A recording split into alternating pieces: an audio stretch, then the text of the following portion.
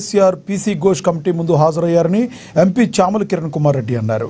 ఏ తప్పు చేయని KCR PC Ghosh committee ముందు 1-to-1 ఎందుకు హాజరయ్యారో సమాధానం చెప్పాలని వారు డిమాండ్ చేశారు. 10 ఏళ్లు బ్రహ్మాండమైన పాలన చేశామన్న కేటీఆర్ పీ ఘోష్ కమిటీ ముందు కేసీఆర్ హాజరుపడడాన్ని జీర్ణించుకోలేకపోతున్నారని చామల మండిపడ్డారు.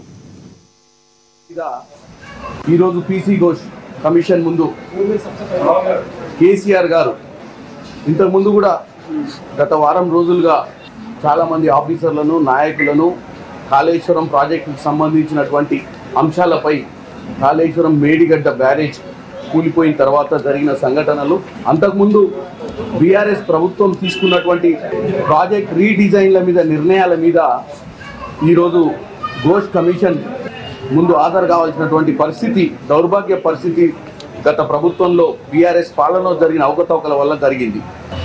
అందరూ కూడా ఓపెన్ కోర్ట్ అంటే అందరి ముందే వాంగ్మూలము, అందరి ముందే చర్చలు చేశారు.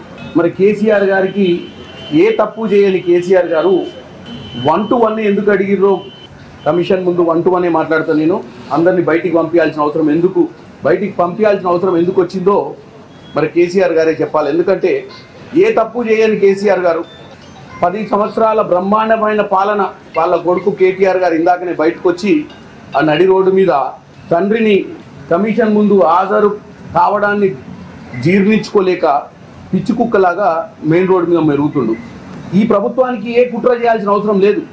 తెలంగాణ ఇచ్చిందే కాంగ్రెస్ పార్టీ, బంగారు తెలంగాణ దిశగా తెలంగాణ ఉండాలి అన్న ఆలోచనతో కాంగ్రెస్ పార్టీ ఆ రోజు అధికారం ఎవరికి ఇచ్చినా ప్రజలు వాళ్ళైనా మంచి పాలన అందించాలన్న ఉద్దేశంలోనే కాంగ్రెస్ పార్టీ అనుకుంది. కానీ అప్పుల పాలు చేయడమే కాకుండా కాళేశ్వరం ప్రాజెక్టు గురించి, కాళేశ్వరం ప్రాజెక్టు కట్టి ప్రజలకు వాస్తవంగా 48 లక్షల ఎకరాలకు నీళ్లు అందించే విధంగా వాళ్ళు కనుక చేసి ఉంటే మాకు పెద్ద